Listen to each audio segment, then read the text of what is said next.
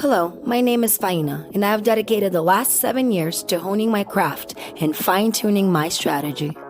Welcome to Trading in the Zen, where we help traders find their groove.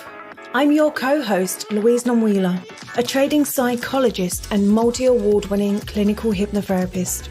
Join us weekly as we delve into the trading world, exploring psychology, well-being, health, and mindset. Through expert insight, interviews, and actionable strategies, we help you as traders unlock the mindset needed to navigate markets with confidence and achieve peak performance. At Trading in the Zen, we believe that there's much more to trading than numbers and probabilities. Like an athlete, a trader should operate in their peak state. Each week, you will have mind-blowing interviews as well as actionable tips and strategies that you can implement in your daily life to become a better trader. Thanks for spending time with us today. Now, let's dive right in. Welcome to Trading in the Zen. In this episode, we interview George Hayworth. George is a husband, father, warrior, and a leader. In 2016, he left the Army active duty and founded Elite Sentinel Coaching, where he trains men in authentic masculinity and how to become men they were born to be. Now let's get going. Press. Hello, and welcome to Trading in the Zen. Today, unfortunately, my co-host Louise is under the weather, so we hope she recovers soon, but show must go on. We have a very special guest today. Welcome to the show, George. It's great to be here. Thank you so much for the opportunity to speak to your audience and share my story. Well, tell us a little bit about yourself. Yeah, so my name is George Hayworth. I am the founder of Elite Sentinel Coaching. I'm a husband and father. I think being a husband and father are two of the most important jobs men will ever have.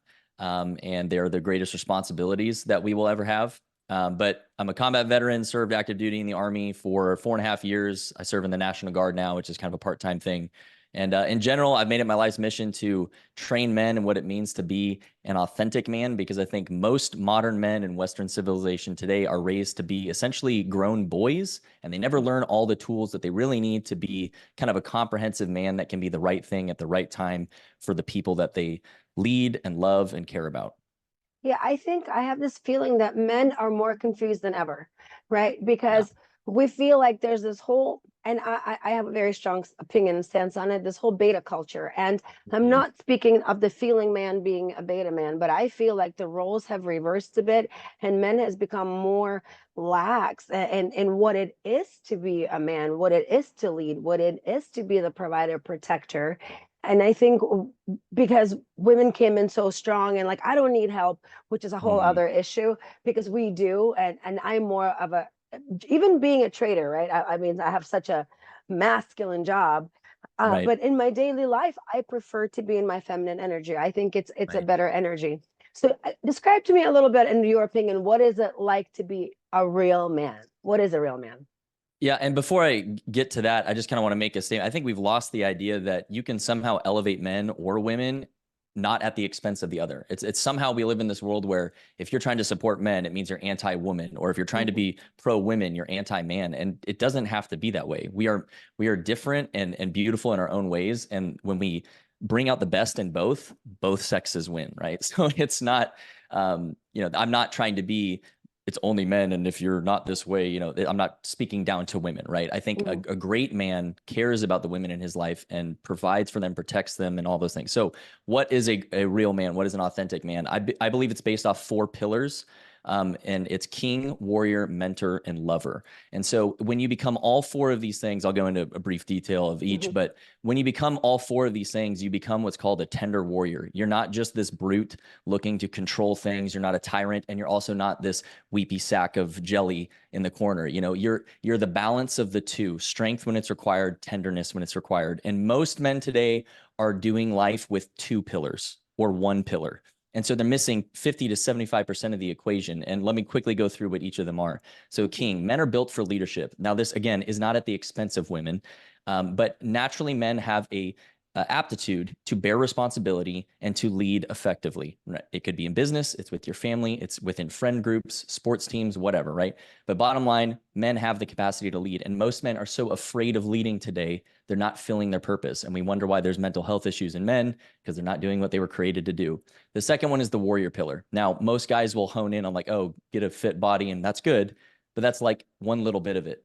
I think the warrior pillar is far beyond just the physical sense of being able to have physical violence and physical protection of the innocent, but it's also in the emotional state. It's in defending ideals. It's defending beliefs. And we live in a culture where, cancel culture is pervasive. You're attacked for saying things you believe in or standing up for what you think is right.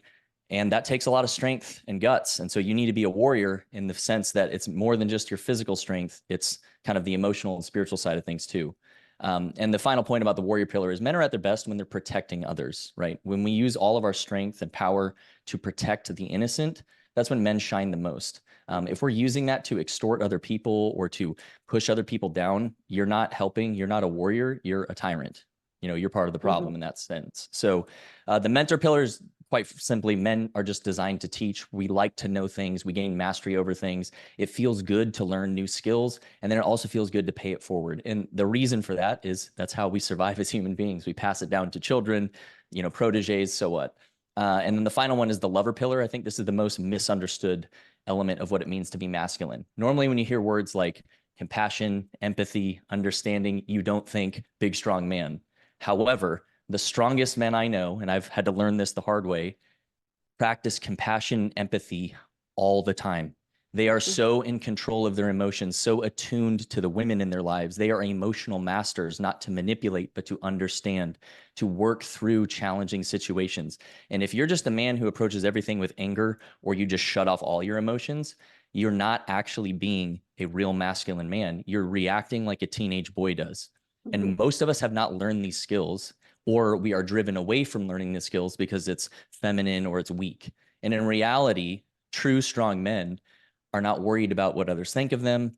They're willing to hold space for other people. They have the capability to do so. And when you embrace the lover pillar, it's kind of this catalyst that makes you better at all the other ones anyway. You want to be a better leader? Have empathy for your people. You want to be a better mentor? Have empathy for your student. You want to be a better warrior?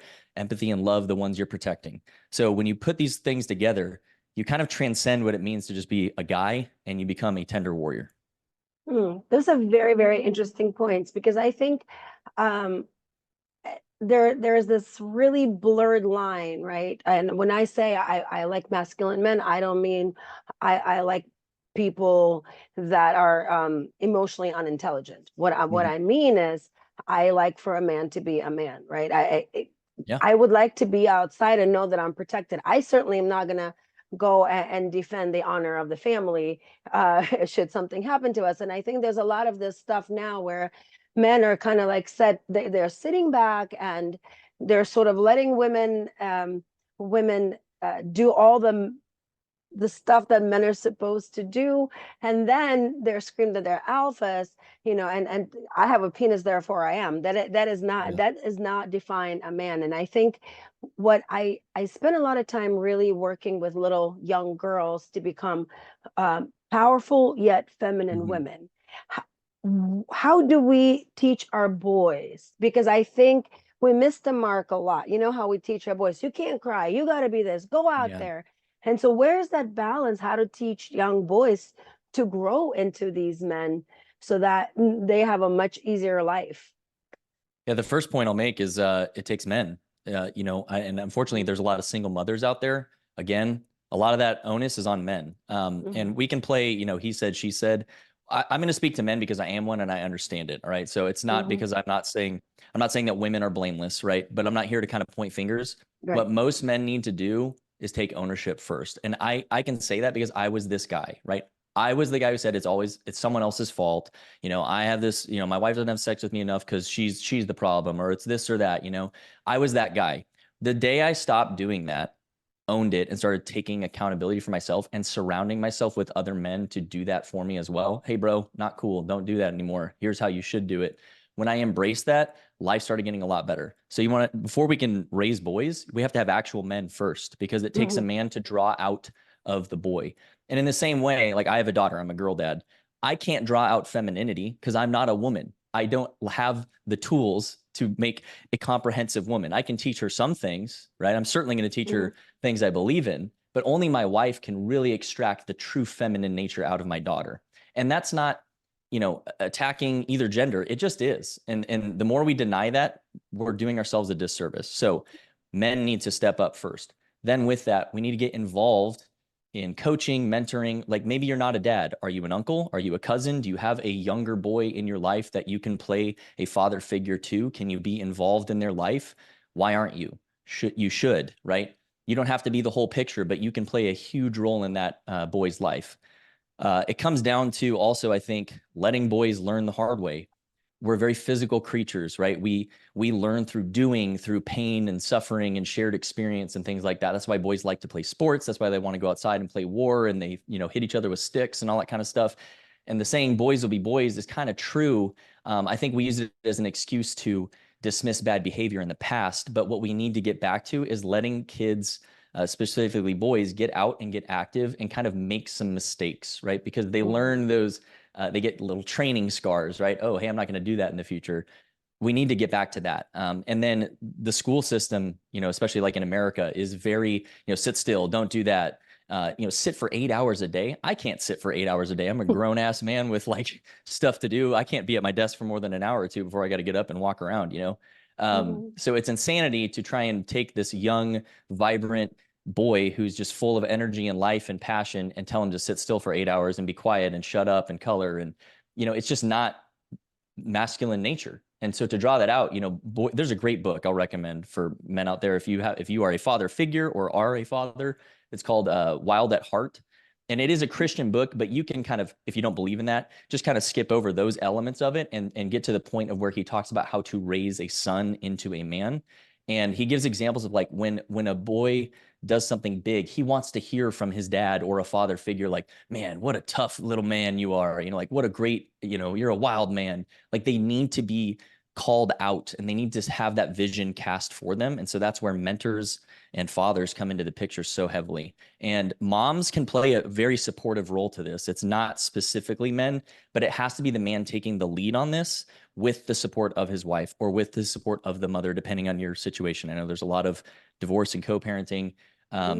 But when moms say things, for example, like, oh, my sweet little boy, and he's starting to become a young man, you need to stop saying those things because you're actually killing his belief about himself that he's becoming a bigger, stronger, more capable man. And that inner monologue is very powerful, and we were all teenagers at one point. All of your insecurities are swirling around, right? We can really relate to that. So anything that gets put in there that's counter to, hey, you have potential, you can be great if you work hard, it's going to squash it. It's not going to be productive. Yeah, but how do you discern assertiveness and aggression? Right? Because I think there's a big confusion there because a lot of people feel like the loudest guy in the room wins, or, you have to push your weight around. But I don't really think that's authentic masculinity. To me, that's insecurity masked as aggression. So as a woman, to me, when I see that, I don't think, oh, that is a powerful, strong man. I think about that is an unhealed, really insecure male. That's what I see, right? So how do you discern?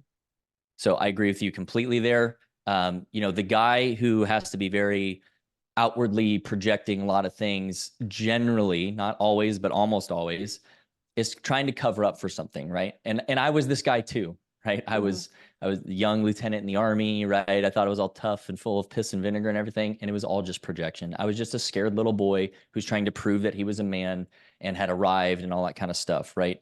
I forgot one thing when I go back to sons, rites of passage. We need to bring that back. I had no rites of passage from men that I respected to tell me that I had arrived. I am a man now. I've learned the tools. We don't do that anymore. But back to aggression and assertiveness, it comes back to that lover pillar, the emotional state of you, right? If you are from a position of every word that's said to you causes you to get spun up, then you're not strong. You are reactive. You're not in control of things. And again, I was this guy. I thought I had to like prove to everyone I had this chip on my shoulder. And you're living for everyone else. You're not living for yourself. And then what happens is you start wearing a mask for every situation. and you start dying inside because you realize you're just this liar. And if anyone knew the real you, they would reject you, right? I think most men are in that position today. Their identity is all tied up in how much money they make, how many trades they make, what car they drive, how big their house is, how many girls they have sex with. These are not actually things that matter in the long run, right? How strong are your relationships? How deep are they? Like, what's your legacy going to be? What will people say about you when you pass? These are things where a strong man is more concerned about those things, not the frivolous pursuits of our day-to-day life. But aggression, we hardly ever actually need aggression. Like in a life or death moment or a very, intense situation, okay, harness that aggression, make decisions, diffuse the danger, whatever it may be. That's like once in a lifetime, depending on your line of work, right? We're talking a generally white collar type of work here. You don't live in this world of, the danger around every corner. We live in a pretty safe world, relatively speaking. Assertiveness comes from a place of strength and control, having that emotional balance. You're not being controlled by all these outside sources. You know who you are. You're not going to let things get you off tilt. And you're making, hard decisions. You're pushing forward on things that have to take action with, but you're not letting them be at the expense of other people, right? And anytime we're crossing over into aggression unnecessarily, even if it's unintentional, you're becoming more of a tyrant than you are a leader. And this is in any situation, whether it's business, family, friends, whatever. Yeah, I was thinking how men and women, we do communicate differently. We do process the world differently. And there's so much misunderstanding of one another. And because sometimes we love people the way we need to be loved rather than the way they need to be loved. Yes. And men and women need to be loved differently. And it's just how it is, right? Like women, that's why we have girls get on the phone and talk for an hour and men duke it out, because we have different processing kind of mechanisms. How do you, as a father and a husband, when there's a situation and you may not see the point of view of your wife because it's just not how you wired. You say, I don't get it. I don't understand it. How do you find a middle ground where you remain respectful and emotionally intelligent, but yet not disregard like what she's controlling. saying, not control, but also to not disregard and dismiss how she's feeling. Right. How do you do that? How do you navigate that? Sure. So like in the ideal scenario, right? You are a man that is actually worthy of respect. You've become the guy that your wife wants to follow, wants to be in. So let's speak to kind of the ideal, right? I don't know if any of us ever really fully make it. We're human beings, but let's go off that assumption, right? So with that, if you have actually done the things where you have become the man that actually deserves to be followed, okay, now ultimately the decision is going to rest with you. And let me just hear me out for a second here, right? Because a lot of people will get really triggered by like, oh, well, wait, so you're saying only the man can make the decision? No, again, in the ideal scenario here. I was having this conversation with my wife recently where she is, second in command, but that doesn't mean lesser. It's just different responsibilities. So ultimately the burden of whatever decision has to rest with me. I am not going to put that off on her because it's a big, heavy rock and she's a tiny little woman and it's going to crush her. And if I do that, that's not toughness or, being inclusive to my wife. It's unfair. I'm making her have to be the man. And she knows it subconsciously, right? You said you are attracted to a masculine man.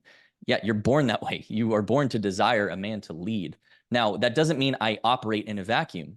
In this scenario we're talking about, it's a very difficult situation. I say things like, help me understand, right? To all the guys out here, this is probably the best way you can start tough conversations with your wife, with your girlfriend, with your daughters, with other women in your life that you work with. Help me understand, and then shut up and listen for a minute. Don't jump to conclusions. And then when they say the thing, you're going to mirror it back to them. Okay, so I heard you say this, this, and this. Did I get that all? Is there more you'd like to add? Let them add it. Hear them out over and over and over till they get to the end. And then when you say, is there more? And they say, nope, that's it. Then validate how they feel, which does not mean you agree with it. You can totally disagree and still validate the feelings behind it, right? So I can see my wife is anxious, stressed, fearful. Hey, honey, I understand you're really scared about how much this thing is costing us. You're worried about how we're going to pay rent this month. I get it. I understand that heavily. And I want you to know that like I care about how you feel. However, we have to do this because of X, Y, and Z. And ultimately, I'm going to bear the responsibility of this. If it goes south, I'm not going to blame you. It's all on me. And, you know, you kind of go from that position. So hopefully that kind of helps navigate through that. But that concept of help me understand, mirror, and then validate is a tool that most men need to start implementing. And it's going to feel weird at first because you're like, how does this get to a solution? You were saying men and women are different, right? Women need to process their emotions. Your emotions are so much more intense. Men just we don't get it because we have like a box for every situation, right? And we pull out that box when it's time for that thing. Women is like a giant tangle of emotions. And when we listen and help them work through them first, one, it brings down the tension, but two, then your feminine spirit feels seen and heard and respected and cared for. And then now we can both work together to get to a better situation, a better solution together, as opposed to feeling like I had to put my foot down and I'm the man of the house, so do what I say, right? Yeah. Very different outcomes. Yeah. And I also think there's a difference between mansplaining, and I think many times we just want to be heard, and we don't necessarily need things fixed.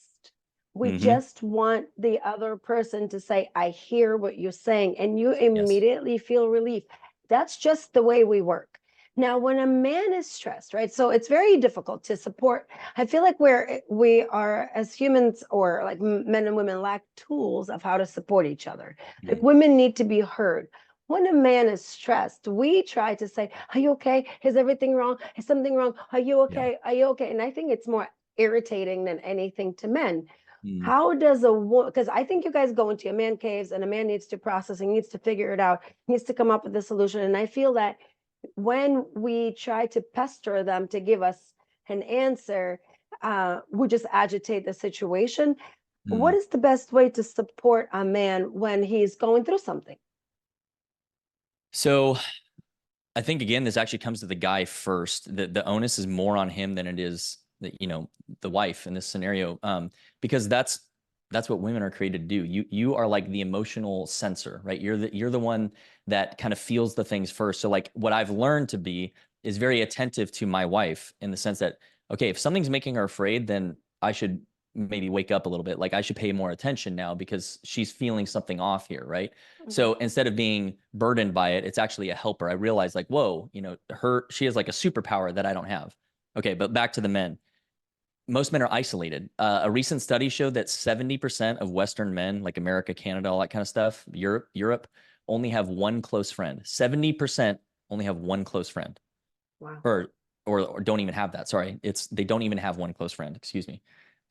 Men are isolated. They're cut off, and you're born for brotherhood. You're built to have connection with other men who understand you on a peer basis and are willing to hold space for you. And so the reason I think most men are cut off from ever opening up with their intimate relationships and friendships with women, it's because they're so uncomfortable about those things, and they haven't even processed it with other men first. It just feels like this very dangerous thing. And that's not really true, but it feels that way, right? So the difference with men is it's an external thing, right? It's not like, so let me give an example. I have guys that I rely on to help me be a better husband. So when I'm having troubles or struggling with something about how to approach my wife with it, I don't just go and hit her with it. I call these guys and ask these guys for, what do you think? Am I missing something? Am I being out of line? And they chew it up with me a little bit. And then it's not as heavy now. So when I go back to my wife, I've kind of detached from the fear of it, and I'm more put together and can open up to her about these things. Having that brotherhood is a huge first step for most men, because you're going to start seeing that. I hate the word vulnerability because most men are afraid of that word. So I say courageous transparency. It takes courage to be transparent about these things. But what you'll realize, we all have the same problems. Every man has the same fears, the same imposter syndrome, thinking that he's not enough, or he's not doing enough, or he doesn't make enough money. Man, those thoughts run through everyone's head. I've met some of the most successful men on the planet, and they feel the same things at times. It's just human nature. So you need a brotherhood. If you don't have one of those, that's your fault. If you're stuck emotionally, it's because you have no other guys to help you process it. For the women, how to love and be more, supportive to their men struggling with that, I would ask the question, do you need a solution or do you need sympathy? Something like that. And, honey, I can tell you're not okay, but if you're not really comfortable talking about it, then you need to just let him be.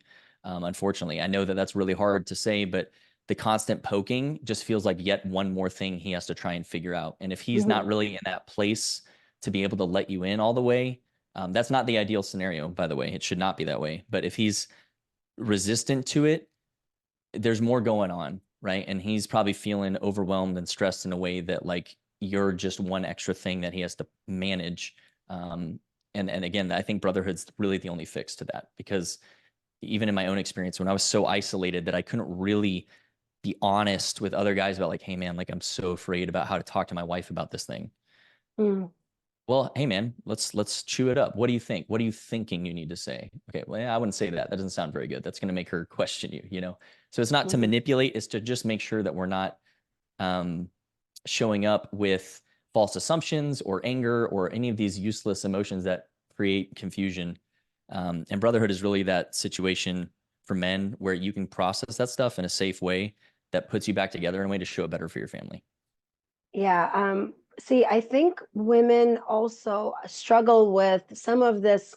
There's brotherhood and there's toxic brotherhood, in my opinion. There is a group of Correct. people. Yes. There is a group of people that will, the whole bros before hoes, and they will cover for you, and they will not. That's not what I'm talking about. Yeah. See, it's very hard.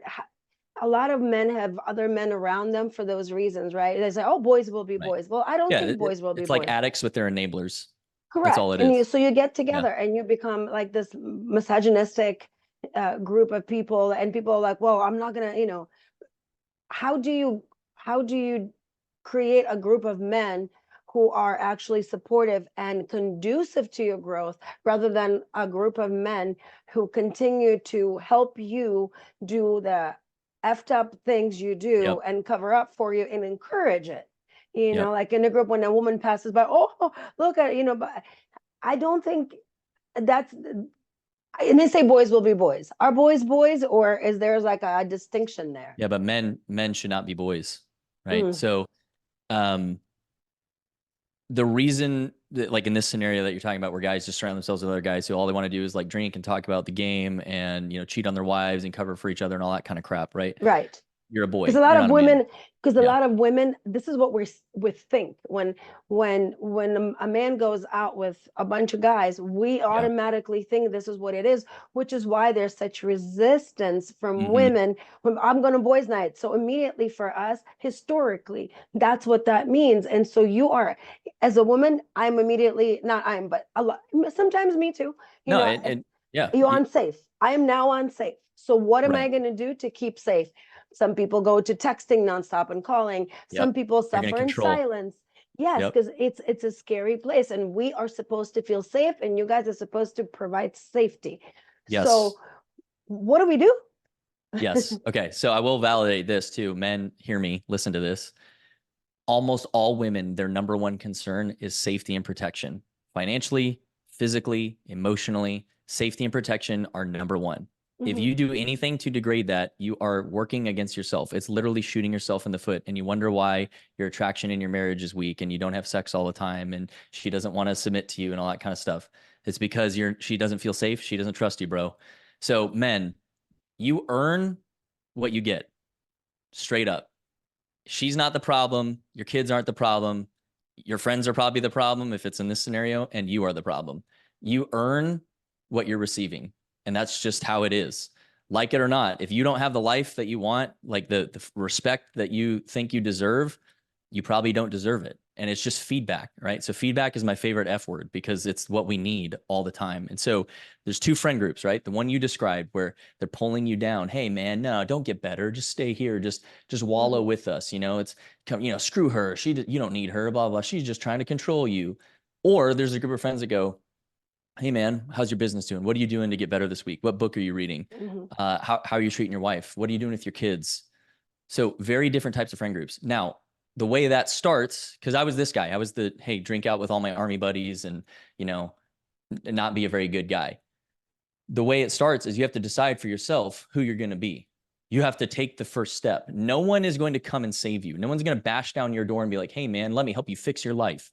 It doesn't work that way. You have to start on the path of being like, you know what? I'm not doing that anymore. And I don't need this anymore. It's a distraction. It's pulling away from the man I really need to be. So until you decide for yourself and make an initial action, nothing will change. It is all on you. I can't come save you. I run a men's coaching program, but I am just a guide. You have to walk through the door. I can show you where it is. You have to do the work. So you have to take that first step. And when you do, people will start to recognize, hey, this guy's trying to get better. This guy's trying to be more. He's trying to work on himself.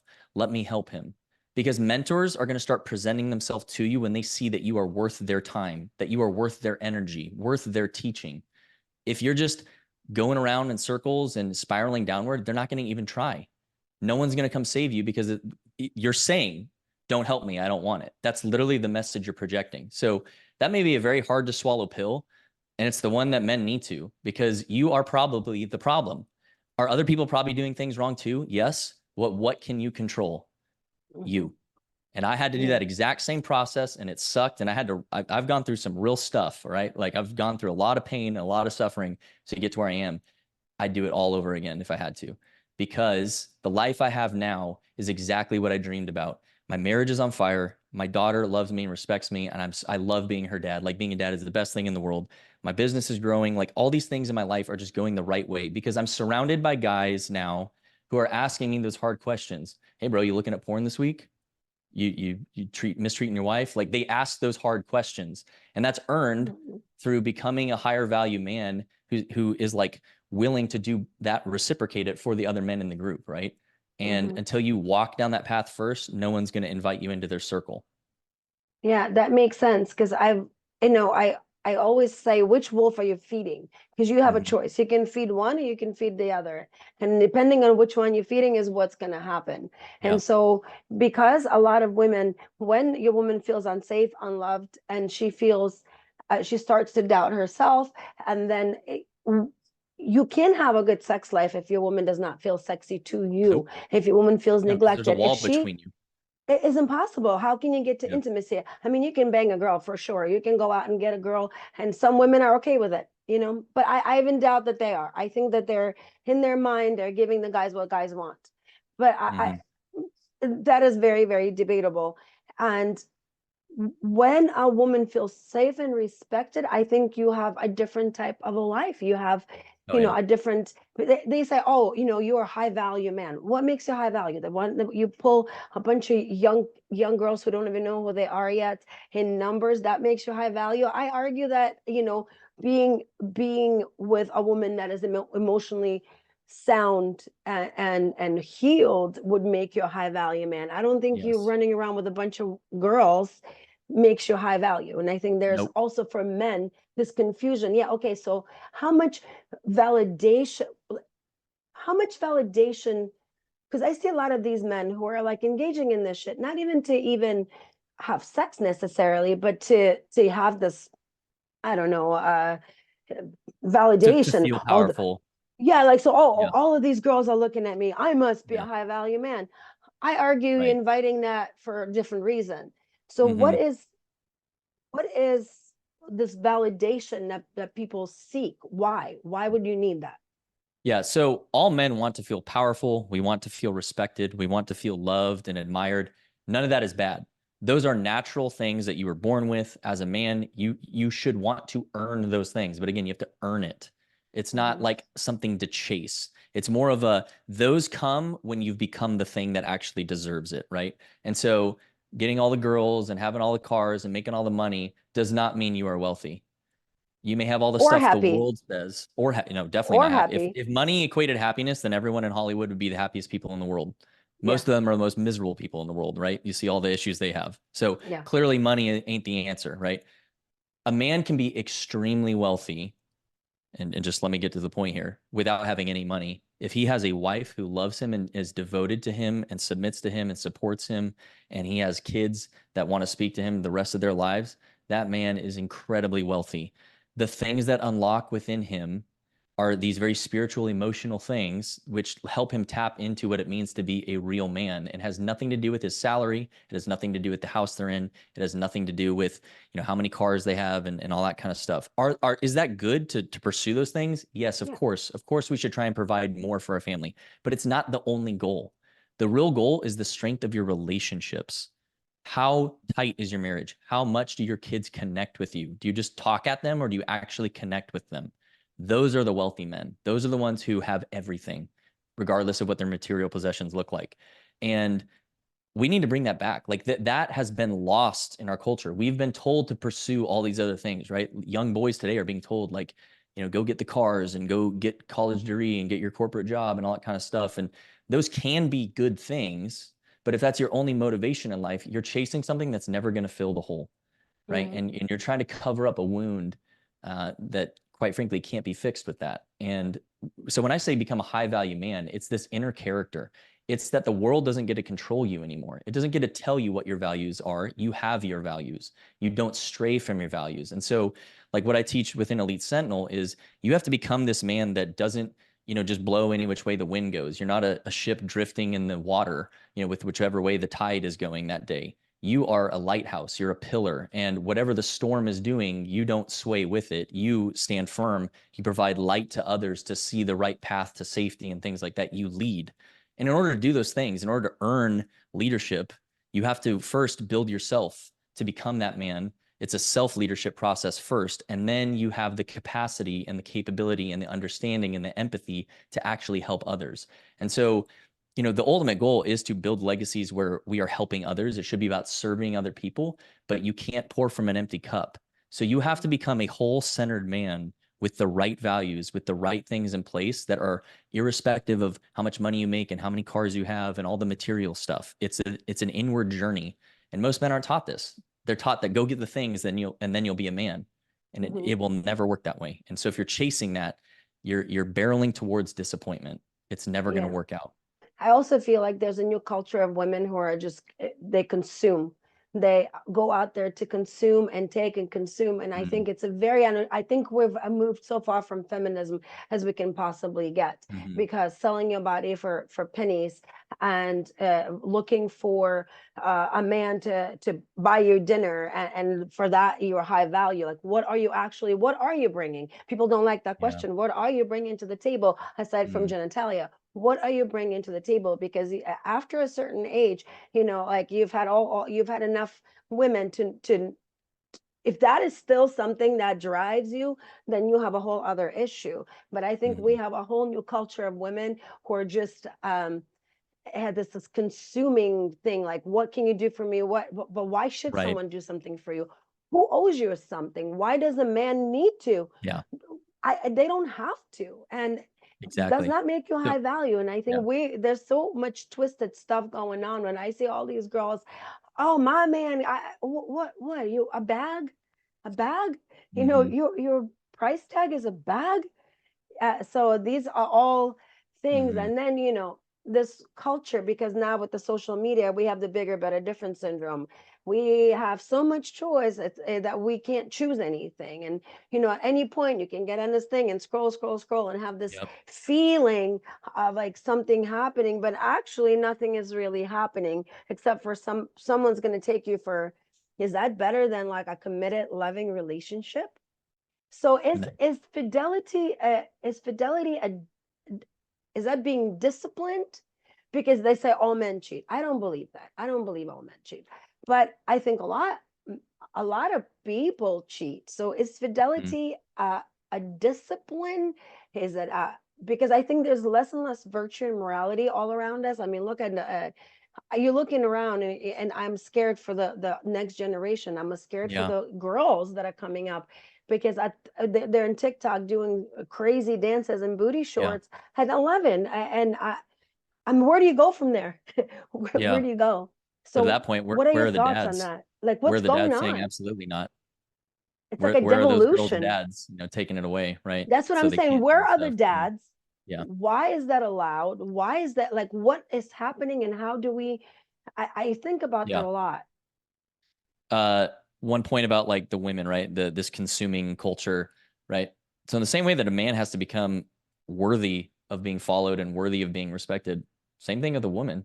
Right. Like a confident, the type of man that I'm talking about, the one that grows into authentic masculinity, he will never even give that type of woman a second thought. Doesn't matter how good she looks, because he's going to be like, whoa, that's a problem. and he's not attracted to those things, right? Her body is just one little piece of it. And so to the women out there listening, you know, whoever may be listening, men, of course, desire your beauty. It's not the whole picture. The intimacy that's created through like a truly trusting marriage transcends everything the world tells you. My wife and I now, the type of relationship we have, and it's taken a long time. We just celebrated a little over 10 years of marriage. And congratulations. most of those have been very tough. Thank you. Our relationship has completely transformed. Like, we laugh all the time. We just joke about things. Like, there's just this lightness and joy that exists. And it started with me, not that my wife didn't have things to work on, but I stopped blaming. I started growing and leading and stepping up, and things started getting a lot better for us. And so then, you know, how do we get there, right? You're asking, you know, men need to stand up. And so you're going to have to say no to women sometimes. You're going to have to make people be disappointed. You have to decide these things for yourself. You have to set boundaries, and you can't do that if you're weak. And I don't say weak in the sense of like, it's only your physical strength, your strength of character, your strength of morals and your beliefs, and whatever that system is for you, whichever one you aspire to, be it. Live those things, right? I'm not here to convince you that my belief system is the only one. But whatever you are, you need to stand up for those things and actually be firm. Otherwise, you're not actually being a man. If you just, the second your wife disagrees with you, you just totally give in. Oh, how big and strong of you, you know? And a lot of times women are acting out of fear, right? We talked about that safety and provision is a huge need. So if it's not there, she's in hyper fear mode, right? And so she's going to make bad decisions, not because she's stupid, but because fear makes people do dumb things. It happens to men too. Your job is to be that firm pillar for her, to be that safety, and to say, hey, honey, I hear you. I understand why you're scared. This is an area where I need you to trust me, and it's going to work out this way because of this, this, and this. And then when you start to become that man and you actually prove it with results over time, she's going to trust you more and more and more, because she's going to naturally realize, okay, he's a man of his word. He does the right things. He provides for us. He makes good decisions. And then also they see that brotherhood thing we talked about, oh, these are advisors in his life that help him make better decisions for us. It all works together, but it can also work together in the wrong way if they're all the bad friends and they're all the bad decisions, and it spirals downward. So choose who you're going to be, right? And I think there was one other element to your question I might have missed there about fidelity, right? Fidelity, yes. Right. So say all men cheat. Yeah, I don't even like think about that anymore. And I'll be fully transparent. When I was my lesser self, I committed affairs on my wife, right? I was a boy, and I blamed my wife for everything, and I made every excuse under the book of why I deserve mine, right? And it's the most shameful thing I've ever done. And I have to live with that for the rest of my life. I have to live with the fact that I broke my vows to my wife. But here we are later, right? We've 10 years of marriage now, and our marriage is more on fire than it's ever been. We are more connected than it's ever been. Like, I wouldn't even dream of ever doing those things again, because I'm a very different man. I'm actually a man now, where I'm not seeking external validation. And so if my wife and I are having a disagreement, it doesn't send me off the rails, right? And so again, the onus comes back to you as the man, because you are the initiator. I'll leave one last little thing here. The word for man, I think in the Greek, or maybe it was the Hebrew, means to pierce, right? So in the physical sense, we obviously pierce our wives, right? But it's also emotional. You're supposed to pierce through her emotions and build connection. Men are initiators. It's your job. It's no one else's. It's your job to connect with your wife, to connect with your kids, to connect with the people that work with you, to connect with the people that work under you. Whatever role you're in as any kind of a leader, it's your job to make the connection. And then women, the word for woman means to be pierced, to receive.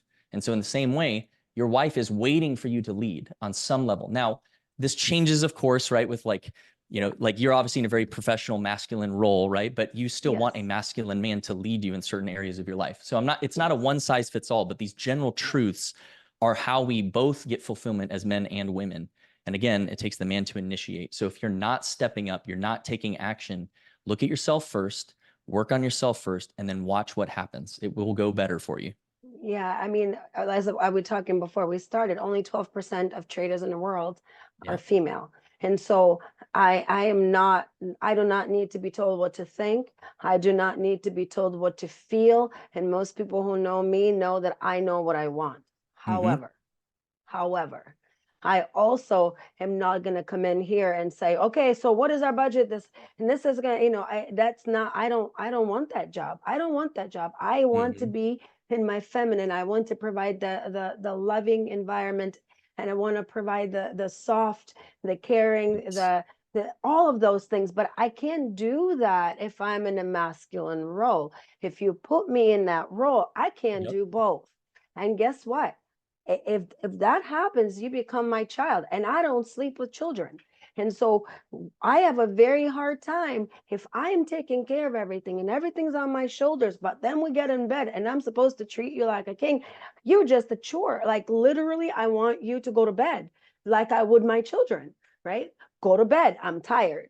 So you can be a king in the sheets and a wife with everything else. But so I think a lot of women, we're not not annoying. We're maybe scared and feel unsafe, and we're not want you, but it's hard to resolve within my mind. How do I sleep with a child I just took care of? And if I'm the man of this family, well, guess what? I'm going to be the man of this family, but you're not going to get what you want. It doesn't render itself to a good sex life. I mean, I'm not talking, you can have fun stuff in the bedroom and do a role play, whatever it is that floats your boat. It's different. That is a play to couples do to ignite their sex life. It is not a dynamic. And I'm talking about a dynamic. So a lot of men got to look at, if you're not having sex at home, is she the man? And if she's the man, you get what you get. Yep. Bingo. Like that is exactly the dynamic, right? When we aren't stepping up as men, embracing the responsibility, and I'll go through 3 things here real quick, but you're getting what you deserve, right? You've masculinized your wife because you have abdicated the responsibility, the weight of these heavy boulders, and you've put them on your wife, and you wonder why she's not attracted to you, because you've said, well, here you go. We're even, we're 50-50. Take my burden for me. And I know you're not intentionally doing that, but you are. By abdicating, by not stepping up, she has to pick up the slack. No one likes that. That, like, if your boss just stopped doing half his job and put it off on you as a man, you're going to be pissed. It doesn't feel good, right? So we do that to our wives unknowingly. And that's the biggest problem, is we don't even realize we're doing it. Men are so asleep today. They don't even realize that in your home, it's your job, number one. You are responsible for everything that your family does or feels until to they're do. not getting sex. Period. And then they're like, something is wrong. Right. What alerts them to something being wrong is, oh, wait a minute, we don't have sex. But I'm sorry to interrupt you. It just made me think. No, this is exactly, we don't see it unraveling piece by piece. We only see the symptom of like a much bigger issue. Root cause. Yeah. So in order for men to lead effectively, it's called the 3 legs of leadership, right? So it's authority, responsibility, and compassion. Okay. Authority, you actually have the power to affect the outcomes. All right. You are empowered to do it. So there's also like a phrase from the military. It's when in charge, take charge. Are you a husband and father? You have the authority, take the charge. All right. Responsibility means that you don't blame others for the outcomes. You own them. So you have the power to affect the outcomes, and then you own the outcomes. You're not passing blame, even if it was your wife who made the mistake. You bear that burden because you are the one in charge, right? And that's leadership. It's not likership. And the last one is compassion. You love your family, you love your coworkers, you love your business, and they know it. You don't just keep it inside. You actually show it and tell them, I love you. And you build that connection. So when you put all 3 of those things together, you create actual leadership. You create the conditions for people to want to work with you, follow you, trust you. It deepens relationships. It deepens connections. This works within your home. It works within business. Whatever aspect of life you're filling, those 3 things apply. And I'll even speak to like the military. I became a significantly better military commander when I started having a lot more compassion and empathy for my soldiers. I didn't just bark orders. I didn't just be a tough guy. I was Mr. Authority and no empathy. And then I did it at home too. And I wondered why people didn't like me very much. So guys, you have to have all 3. You have to be the right thing at the right time. And it's hard work, but it's the most valuable work you're going to do, because all of your relationships will improve, the ones that really matter with your wife and with your kids. And then by extension, all your friends and those things. And it's going to change other people's lives too, because when you start to do these things, you elevate your ability to be of use to other people, right? There's that documentary by Arnold Schwarzenegger talking about be useful. I love that. It's a great premise. Men want to feel useful. The way that you can be useful is through building your character and self-leadership ability, because somewhere, somehow, you're going to be able to provide a helping hand or a solution to a situation that helps others. It takes the burden off of others. And that's one of the best things men can bring to the table. And for the girl dads, the first encounter your daughter is having with a male species is you. Yes. And Yes. she learns, and then it takes years to undo the damage. It takes years and years and years to kids see, they know, they understand the way you treat your wife and the dynamic. And if it's a home where your wife is scared and unhappy, and it starts with you. And guess what? She's going to be looking for someone like you. So I always say, be the you that she's going to be looking for you. Yeah. And the you are right now is the you she's going to get later. And then it just sets a whole course of her life in such a terrible direction. I mean, we don't have these girls showing everything for nothing because dads were present. Like we do not have these girls who are willing to do anything for a bag because dads were present. So this has been such a wonderful conversation, because it's very seldom that men and women sit down and don't place blame, but try to understand. Because unless we understand each other, we're going to keep fluffing up the rest of our generations. And it's not going any place good. So I am so grateful for you. And I think also what you do, women are so quick to go get help, right? We will enroll in 50 courses. We will be doing everything, from tarot card reading to understand the man to anything offered you, we sign up. But men are not as willing to get help, whether it be societal norms but I think everyone needs a coach. Even the best athletes need coaches. Coaches need coaches. And so please tell people how to find you, because I think a lot of men, especially in what we do, because trading is so isolating. And as you just mentioned, I didn't even realize that men are already isolated, and then they become further isolated because we work from home. So, how do you create that team of healthy males who are able to lift you up and not drag you down, because that makes them feel better? Because if you're fucking up worse than they are, then guess what? Their life is not so bad. So if you're the smartest guy in the room, in the wrong room. And so I think it's the same thing. Like, change the room. So where do people find you, and how do they reach you? Yeah, so theelitesentinel.com is probably the best place to start. There you can learn about the program, what I do with men. And the reason I think men are very hesitant to get help is because we're very leery of, like, how are you going to extort me? See, the difference with, like, what I'm building with my thing, and there's plenty others like me, right? Go reach out to someone, find a free Facebook group, just get plugged in. Strong men aren't threatened by another guy winning. We want to see other men win, right? A boy is, like, jealous. Right. And so what happens in these brotherhoods that can be built with other men who realize, like, hey, we can all be successful together. We can all push each other to be better. And it's not like he's better than me and there's that insecurity stuff. You value each other. You create this tight bond that is very hard to describe in words. And it's a very liberating experience. So all of those stresses and anxieties that you feel, they start to melt away. And to your point, right? Last night on our weekly coaching call, one of the guys is opening up about some stuff he's really struggling with. And one of the other guys, had a lot of input for him, and we kind of talked him through it. And he was like, I'm sorry to hog the time. And everyone stepped up and said, you're not hogging the time. We all need this. And we're always here for you. You matter to us. So when you build those types of friendships, like, that's what men need. Life is hard. Don't do it alone, right? You go to war with the whole group of people. You play a sport with the whole team. So why are you trying to be a husband and father and figure it all out on your own? It's the hardest thing we're ever going to do. You definitely need people to help you along the way. So the lone wolf mentality, well, the lone wolf gets eaten. So you want to survive, build a pack. And I can help you with that. If I'm not really the guy you want to look to, then I encourage you just to get plugged in somewhere. Please connect with other guys who are just working towards being a little bit better. It'll start small. It doesn't have to be huge. Maybe you guys just read a book and talk about what you learned and try to be a little bit better. It can be that simple. But you need brotherhood. Doing it alone is not going to work. And then to your point about raising daughters and raising kids, it's now a clock, guys. You only get one chance. This is your number one priority. If you are a father, that is your number one priority. your marriage and your kids. Everything else has to come second, because if you mess it up, you're setting that child up for a lifetime of struggles. Here I am in my mid-30s. I had to work through 20 years of crap before I could be the guy I'm talking to you right now, you know? So don't perpetuate the problem. It's time to get to work. This is wonderful, because I don't think alcohol and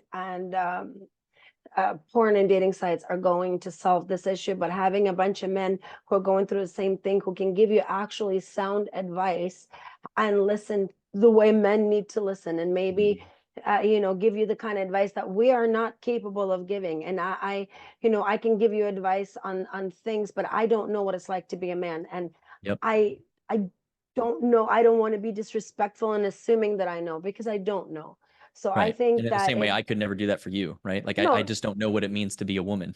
No, like things that get me all going, you'll be like, you're serious, this is not even that big. But it's big to me. It's really big to me. But so I really encourage that all find someone support to support you in your journey. I thank you so very much for your time. This has been incredibly enlightening for me, because I now understand. It was nice to hear from someone who's willing to talk instead of dismissing and saying, you know, a bunch of stuff, you know, like boys will be boys and men will be men, and this is what men do, because I don't believe that, and it's really confusing, and that's not something that I'd want to teach my daughter. So thank you so very much for your time. Thank you everyone for tuning in, and please check George out, and we'll see you next week. Bye-bye. Thank you.